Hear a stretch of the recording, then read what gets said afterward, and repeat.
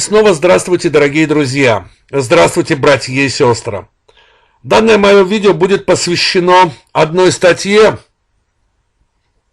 которую написал представитель армянства. Правда, он попытался себя каким-то образом выставить нейтрально.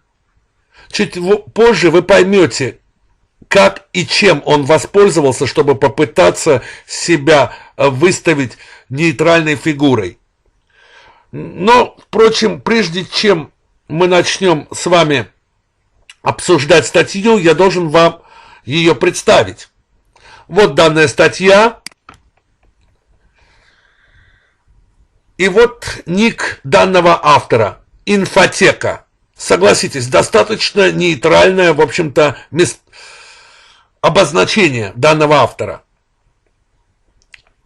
Статья называется «В Израиле подогреваются антиармянские настроения. Откуда дует ветер?» Интересно, крайне интересно. То есть автор считает, что для того, чтобы еврейский народ должен, скажем так, выступать против армянских националистов, для этого должен дуть какой-то ветер с какой-либо стороны. Интересно, а зачем евреям какой-либо ветер, еврейскому народу, если евреи помнят события в Кубе 1918 года, которое совершил представитель армянства, так называемый генерал Андроник? Зачем евреям как-либо ждать, откуда-либо ждать ветер, если они прекрасно помнят и знают, что такое Абегян во времена Великой Отечественной войны и чьим другом данный представитель армянства являлся? Зачем еврейскому народу ждать какой-либо ветер с какой-либо из сторон, если они прекрасно помнят, кем являлся Ференц Салаши, Гаригин Нжде, Дросман Канаян, если они прекрасно помнят нацистский трактат Цигакрон? Неужели после тех фактов, о которых знает уже весь мир, еврейскому народу нужен еще какой-либо ветер с какой-либо из сторон? Тем более после того, как в Ереване был поставлен памятник Гаригину Нжде, когда армянство поставило стелу в российском уже городе Армавире, тому же самому нацистскому преступнику.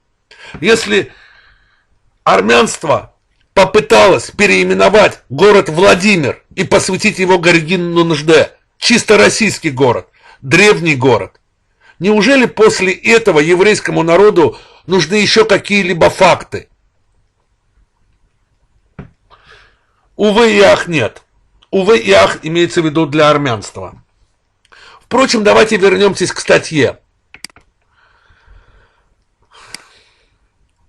В данной статье автор, используя другого представителя армянства, постарались поглумиться над израильским крупным журналом, одним, можно сказать, из влиятельнейших журналов Израиля, Иерусалим Пост. В данной статье была опубликована статья, как данный представитель армянства называет ее грязной статьей, проплаченной статьей, антиармянской, антипольской, антилитовской статьей. Интересно, не так ли? При этом, почему он заявляет, что данная статья является проплаченной? В отношении, он начинает именно в начале с Польши и Литвы. Потому что в Израиле 21-22 февраля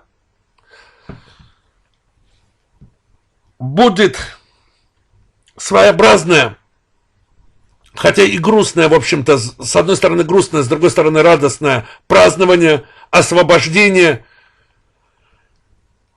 нацистского лагеря Освенцим. Да, того самого, где людей сжигали в печах. И данные представители армянства стараются как-то обелить лидеров Польши и Литвы, хотя их обелить невозможно, в связи с их, скажем так, отказом присутствовать на праздновании в Израиле в отношении освобождения Освенцима, узников Освенцима. Лидеры Польши и Литвы свой отказ постарались выставить как своеобразный демарш присутствию на данном праздновании Путина.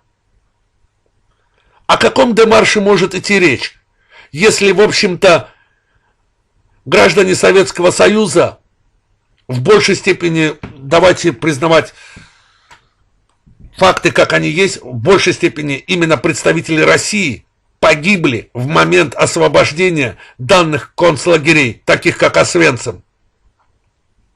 Так почему же не пригласить Путина как президента России, то есть как лидера русского народа на данный момент? И такой демарш, как мы не поедем, потому что там будет присутствовать Путин, ну, простите, это жалкая отговорка.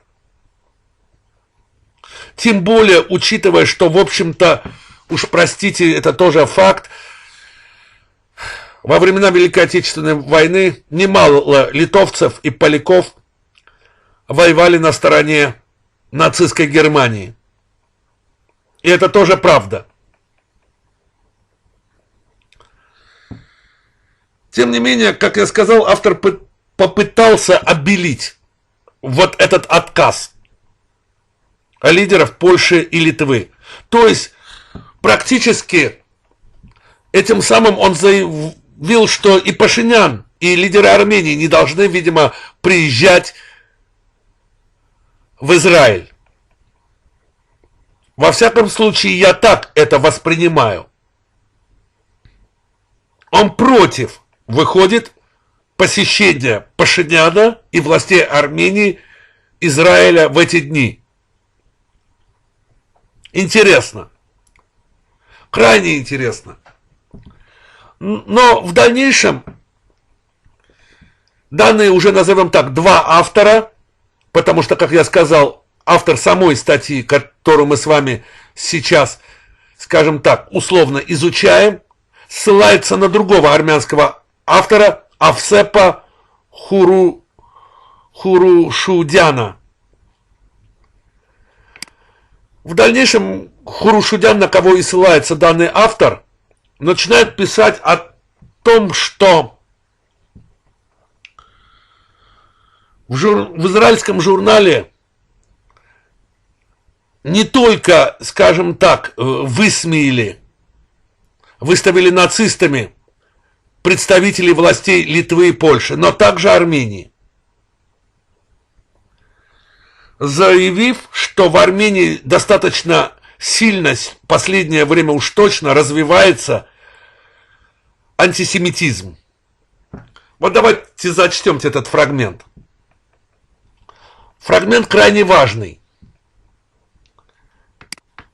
Я не знаю, в какой степени обоснованы заявления о высоком уровне антисемитизма в Армении. Если это так, то у нас есть чем заняться. Но я думаю, что именно такие провокационные статьи вызывают ненависть и недоверие армян к Израилю и израильтянам. Ну, я уже объяснял, что почему авторов так ужасает данная статья в израильском журнале.